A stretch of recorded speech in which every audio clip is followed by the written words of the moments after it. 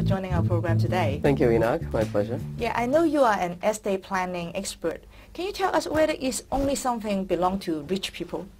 Yes, traditionally it's absolutely the rich people who must have estate planning because they're leaving behind so much assets, and they don't want the assets to go to different parties uncontrolled. So they would usually be making very specific instructions as to how their assets should be distributed. Mm-hmm. So when people are doing this kind of estate planning, what are their major concerns? It's usually started with the motivation of taking care of their immediate family members, like their children and their grandparents and parents. And the second concern they have is, do I have enough assets? Do I have enough financial provisions to take care of these people? And finally, they need an execution as to how these assets should be distributed to these parties. They're usually children, parents, grandparents, and sometimes their pets. Mm-hmm.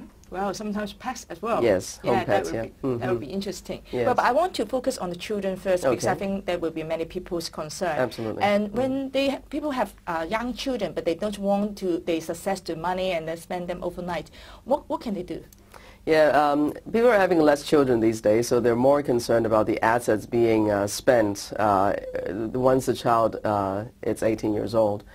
So they would have stipulations and conditions as to how these children would be able to get the capital or the income of within the trust itself.